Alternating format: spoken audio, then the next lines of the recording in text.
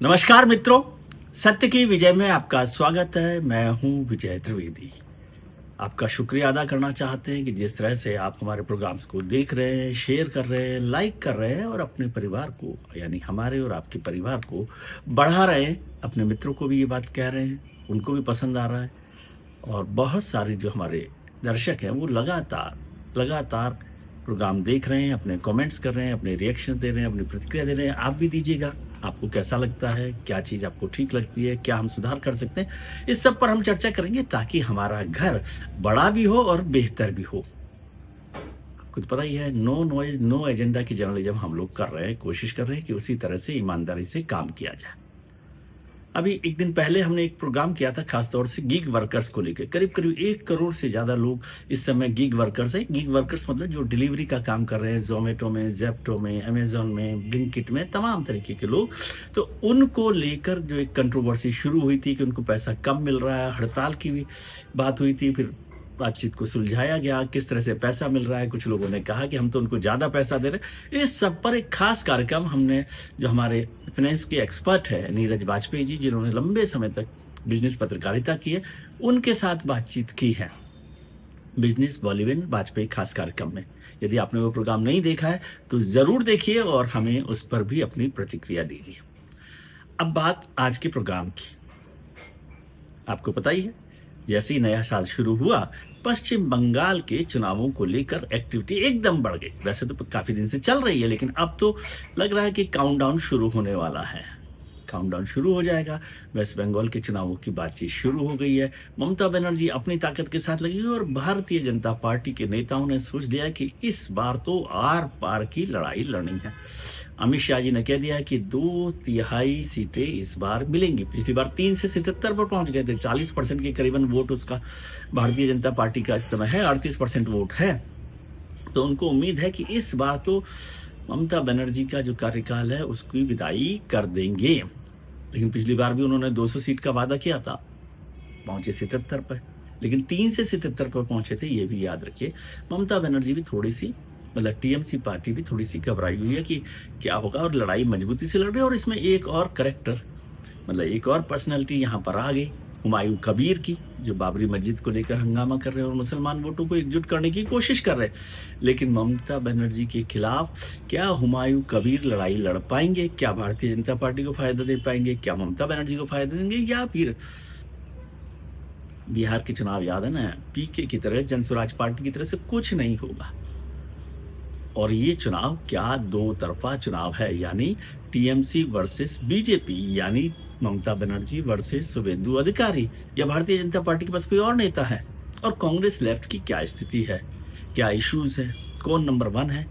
इस सब पर चर्चा हो रही है, काम चल रहा है। एसआईआर को लेकर भी ममता बनर्जी लगातार अपनी लड़ाई को मजबूती से लड़ रही हैं। मुस्लिम वोटों की बात हो रही है, घुसपैठियों की बात हो रही है, पोलराइजेशन की बात हो रही है, बांग्लादेश का जो पूरा हिंदुओं के खिलाफ अत्याचार चल रहा है वो भी क्या इस मुद्दे पर इस बार के चुनाव में होगा, ये सब चर्चा हो रही है।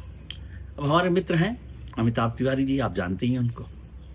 अभी हमने उनसे पिछले दिनों मुंबई के जो इलेक्शंस थे बीएमसी के, उस पर चर्चा की थी। अभी उनका एक नया सर्वे आया है वोट वाइब का, पश्चिम बंगाल को लेकर। हालांकि ये पहला सर्वे है, राउंड 1 है।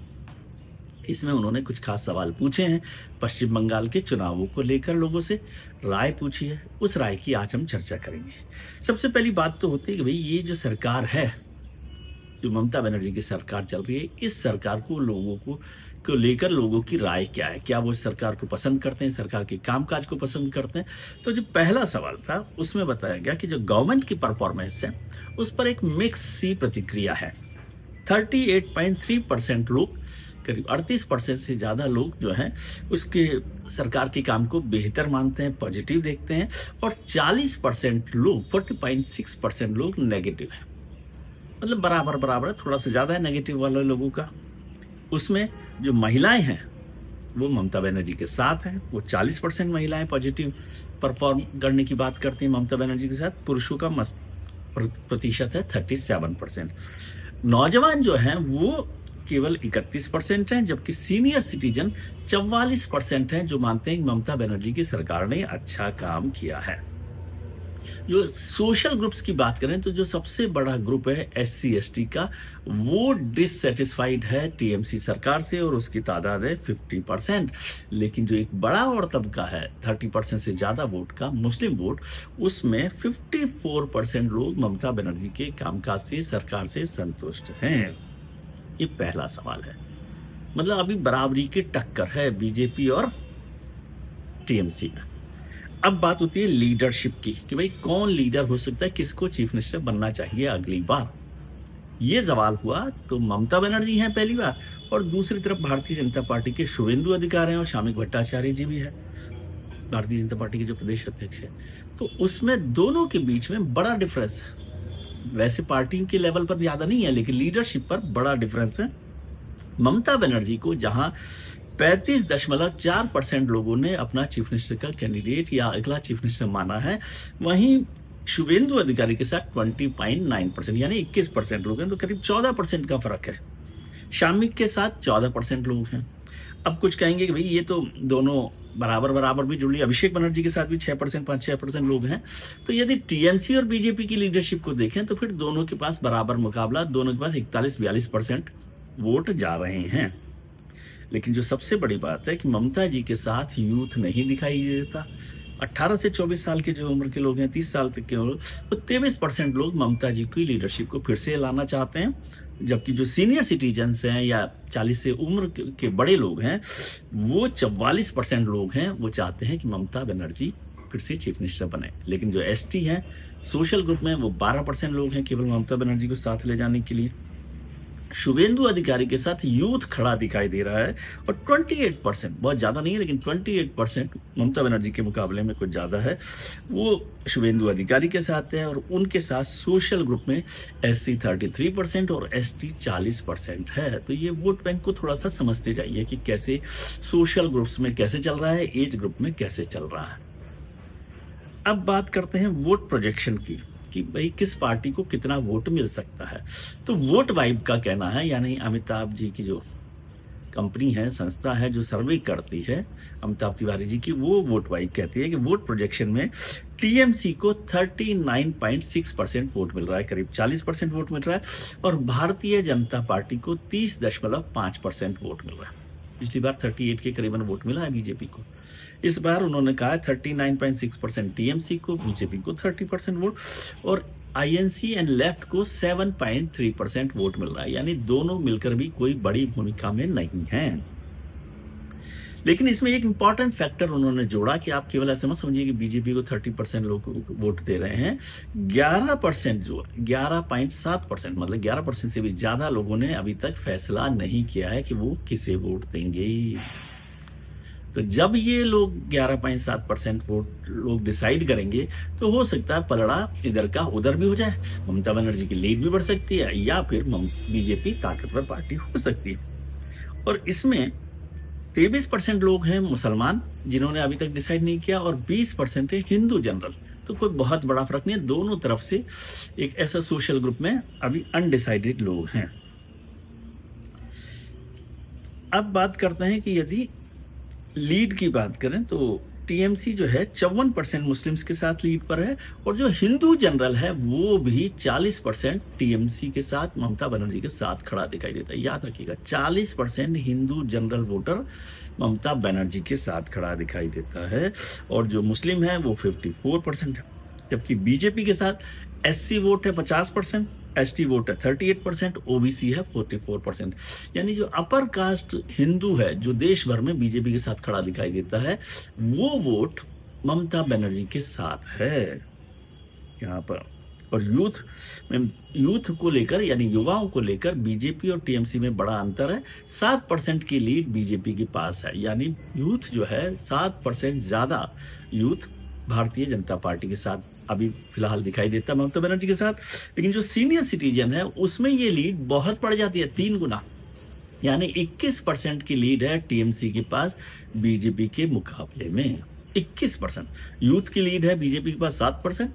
सीनियर लोगों की जो मतलब 40 से ऊपर के लोग हैं, सीनियर सिटीजन का मतलब 60 लोग उम्र के वाले लोग नहीं, जो 40 से ऊपर के लोग हैं, उसकी 21% लीड है TMC के पास बीजेपी के मुकाबले। अब एक और बात होती है चुनाव में कि भाई सरकार की बात तो कर ली, परफॉर्मेंस की बात कर ली, ममता जी की बात कर दी, एमएलए को लेकर क्या एंटी इनकम्बेंसी है। तो 27% लोगों में जो है थोड़ा सा चाहते हैं कि इनको वापस चुन लिया जाए एमएलए को, 27%, यानी एक तिहाई से कम। लेकिन 25% लोग यानी एक चौथाई, हर चौथा वोटर रिजेक्ट कर रहा है अपने एमएलए को। हर चौथा वोटर रिजेक्ट कर रहा है कि उस एमएलए को नहीं मिलना चाहिए। 25% लोग यानी हर चौथा वोटर ये भी समझ रहा है कि यदि उम्मीदवार बदल दें तो वो उस पार्टी को वोट दे सकते हैं, यानी पार्टी को लेकर भले ही नाराजगी ना हो लेकिन उम्मीदवार को लेकर नाराजगी है। तो कितने लोगों के टिकट कटेंगे बीजेपी में और कितने लोगों के कटेंगे वोट टिकट टीएमसी में, ये देखना होगा। मुस्लिम्स जो हैं वो सबसे ज़्यादा संतुष्ट हैं अपने एमएलए से, और ओबीसी जो है वो सबसे ज़्यादा असंतुष्ट हैं अपने उम्मीदवारों से। ममता सरकार से खुश रहने वाले लोग 29% हैं, और युवा नेतृत्व बीजेपी के साथ है और सीनियर ममता जी के साथ है। लेकिन अब एक और सवाल इंपॉर्टेंट है कि बीजेपी जो सबसे ज़्यादा ताकतवर पार्टी बनकर आना चाहती है, चैलेंज देना चाहती है, लड़ाई लड़ रही है मजबूती से, उसकी कमजोरी क्या है, ये भी सवाल पूछे गए। तो उसमें उन्होंने कहा कि बीजेपी का जो सबसे बड़ा चैलेंज है वो 20% लोग कहते हैं इन फाइटिंग है, कि पार्टी के अंदर जो लड़ाई चल रही है, शामिक भट्टाचार्य, शुभेंदु अधिकारी, दिलीप घोष और भी बहुत सारे नाम होंगे, मैं कम जानता हूँ, वो इन फाइटिंग पार्टी को नुकसान पहुंचा सकती है। उससे चैलेंज से कैसे निपट सकते हैं, आपको याद ही होगा अमित शाह जी ने अभी दिलीप घोष को वापस बुलाया और उनका पार्टी का काम कीजिए। एक और इम्पॉर्टेंट फैक्टर जिस पर हम बार बार चर्चा करते हैं, मैं कहता हूँ ममता बनर्जी का जो सब नेशनलिज्म का बंगाली कल्चर का जो मसला है, बंगाली संस्कृति, बंगाली अस्मिता की बात होती है, वो भी बीजेपी के लिए चैलेंज है। 16.2% लोग समझते हैं कि बांग्ला भाषा को या बांग्ला संस्कृति को बीजेपी नहीं समझती, यानी हर छठा वोटर बंगाल का नहीं जानता है, समझता है कि बीजेपी को बांग्ला अस्मिता, बांग्ला कल्चर से कोई समझ नहीं है। और एक और कारण उसमें बताया गया कि 14.5% लोग समझते हैं कि यहाँ पर कोई लीडरशिप ही नहीं है। एक आखिरी फैक्टर पर बात कर लेते हैं, वो हैं अभी नए नए नेता आए हैं। हुमायूं कबीर नेता तो नए नहीं है, वो पहले टीएमसी में थे, अब उनको निकाल दिया। वो मुर्शिदाबाद में बाबरी मस्जिद बना रहे हैं, हर दिन वहाँ पर हजारों लोग आ रहे हैं मुसलमान, जुम्मे की नमाज पे लाख लोग इकट्ठा हो जाते हैं। तो समझ रहे हैं कि भाई क्या होगा, हुमायूं कबीर क्या करेंगे। तो उसमें 25% लोग समझते हैं कि हुमायूं कबीर मुस्लिम वोट को काटेंगे ममता बनर्जी के लिए। मतलब हर चौथा वोटर समझ रहा है कि ये मुसलमान वोटों का नुकसान करेंगे टीएमसी को। लेकिन इसमें केवल बात यहाँ खत्म नहीं होती, इसमें एक पक्ष है, 21% लोग समझते हैं कि ये बीजेपी ने प्रोपेगेंडा शुरू किया, हुमायूं कबीर को बीजेपी सपोर्ट कर रही है। लेकिन बात केवल बीजेपी की नहीं है, 15% लोग समझते हैं कि ये टीएमसी का ही किया धराया है सब कुछ। तो अब हुमायूं कबीर क्या प्रशांत किशोर बनेंगे, या अरविंद केजरीवाल बनेंगे, या ममता बनर्जी का नुकसान करेंगे, या फिर बीजेपी के इशारे पर वो पूरे समीकरण को बदलेंगे। ये सब बातें होनी, अभी तो चुनाव शुरू होना, इस पर चर्चा करते रहेंगे। वोट वाइब का भी ये पहला राउंड का सर्वे है, आगे बात करते हैं कि किस किस तरह से बात हो रही है। हम लगातार वेस्ट बंगाल के चुनाव पर, तमिलनाडु के चुनाव पर, केरल पर बात करते रहेंगे, असम पर भी बात करेंगे। आज के लिए इतना ही। आप अपना ख्याल रखिए और उनका ख्याल रखिए जो आपका ख्याल रखते हैं। अपने मित्रों, परिजनों, रिश्तेदारों के साथ खुश रहिए, मस्त रहिए, व्यस्त रहिए, स्वस्थ रहिए। नमस्कार, प्रणाम, आभार, शुक्रिया।